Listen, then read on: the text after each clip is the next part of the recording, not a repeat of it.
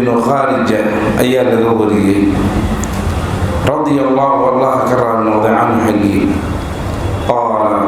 وحي عمر بن خارجة خطبنا وحنوقد بدي رسول الله رسولك صلى الله عليه وسلم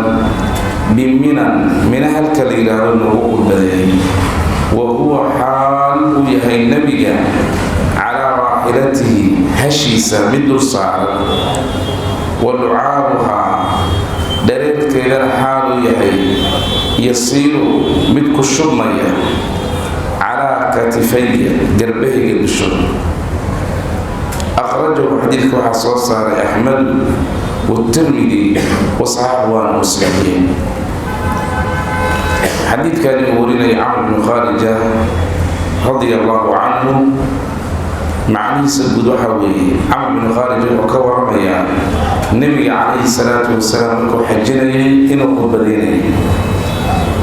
من أيوتنا النبي عليه الصلاة والسلام كان قبضيني هشة الشيء أيو صارنا داير كمرك هشة كبحي أفكيرة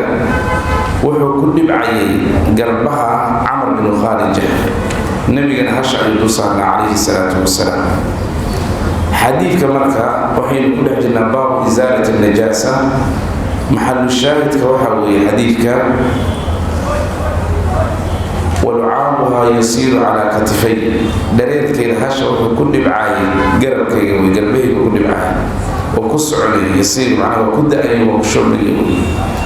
مركا الجيلة إنه الظاهر يهي أيها كان قادنا ظهارة الإبل وهي هشة دريت كي يأفكر بحكا أهاني وحو كل بعاي وكد أي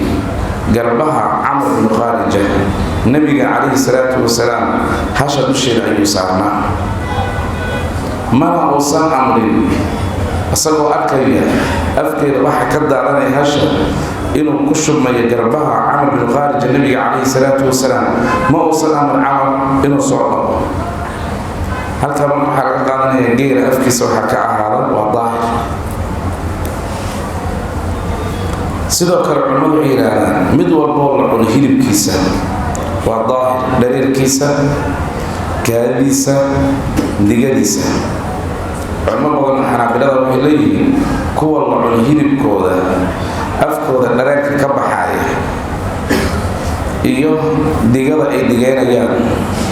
iyo kaadidooda waa daahir waxay u cuskanayaan xadiidkan awalan iyo xadiidkii kaloo tilmaamayay nabiga calayhi salaatu wasalaam nimankii u yimid magaalada madiina ee ku jawi bedelay oo amray kaayada geela in la sii caabo axaadiistaas marka waxaa loo cuskaday geela iyo sidoo kale xoolaha hilbahooda la cuno kaayadooda iyo digadooda iyo dhareerkooda inay daahir yihiin waxaa khilaafay culimo kale oo ay ka mid yihiin shaaficiyada waxay yiraahdeen geela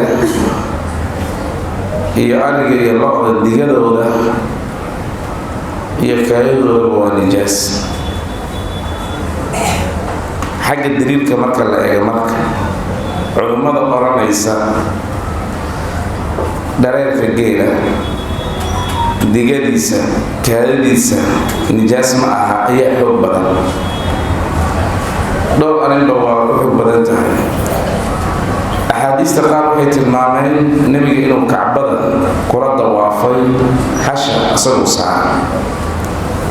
xayawaanka waxaa la ogyahay caqli celiya inuusan lahayn halkoo doonan oo ku digeynayo nebigana kacbada kula dawaafay calayhi salaatu wasalaam meelaha loo cuskaday kaayada iyo digada geela inuu daahiriya ka ayaa ka mid ah